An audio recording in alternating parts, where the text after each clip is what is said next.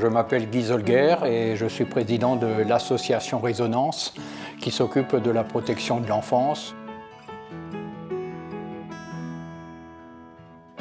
La FEP a déjà vocation d'être à côté des plus vulnérables, des plus fragiles et particulièrement des mineurs qui sont une population sentinelle d'alerte pour ce qui ne va pas bien dans notre société.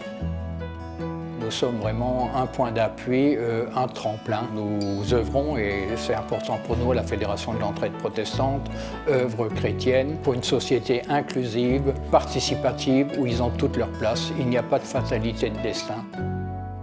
Historiquement, nos instituts, la plupart datent du 19e siècle, fin du 19e siècle, où c'était beaucoup des laïcs engagés ou des gens d'église. Aujourd'hui, ça s'est professionnalisé, donc on a des professionnels, mais avec toute la gamme, tout l'éventail. On a des pouponnières, maisons d'enfants caractère social, placement séquentiel, le placement à domicile, l'accompagnement des jeunes mineurs vers l'autonomie. On est impliqué également dans des crèches, dans le milieu ordinaire, avec les lieux d'accueil enfants-parents, les périscolaires, les colonies de vacances. Il ne faut pas oublier non plus l'international. Nous avons des associations qui s'occupent de l'adoption d'enfants, qui est une belle cause aussi, plus les familles d'accueil. Enfin, le champ est très large.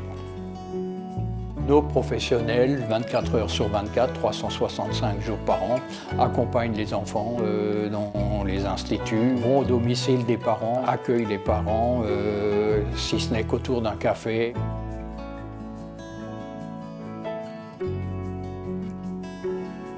L'accueil des enfants, c'est leur donner l'instruction, les bases. Donc on les accompagne bien sûr à l'école. C'est un lieu de socialisation aussi qui est important.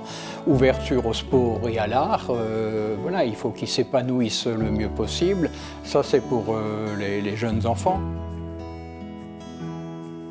On accompagne les parents aussi, on sait qu'il faut que les conditions soient les meilleures possibles lorsque les enfants retournent à la maison. Donc voilà, on crée ce lien, ça les valorise pour qu'ils soient le mieux armés possible et que ces difficultés ne soient que passagères. Les jeunes, quand ils arrivent ici, c'est leur dernier palier de la protection de l'enfance. Et après, en fait, ils sortent de l'ASE, ils doivent être autonomes. Il faut beaucoup s'adapter par rapport aux différentes situations parce que ce sont des jeunes qui sont quand même, la plupart, assez vulnérables. Il n'y a pas de violence, il n'y a pas d'agressivité. Voilà, s'il y a des choses à reprendre, on les reprend. On vit beaucoup de moments très sympas aussi.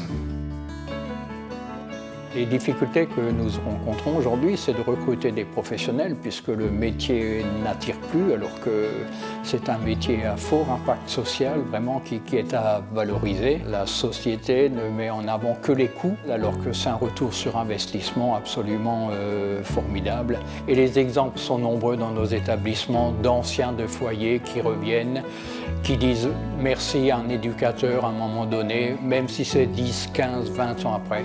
Alors les éducateurs n'ont pas le monopole, c'est vrai pour les enseignants, c'est pour les gens d'église, c'est vrai pour toute rencontre.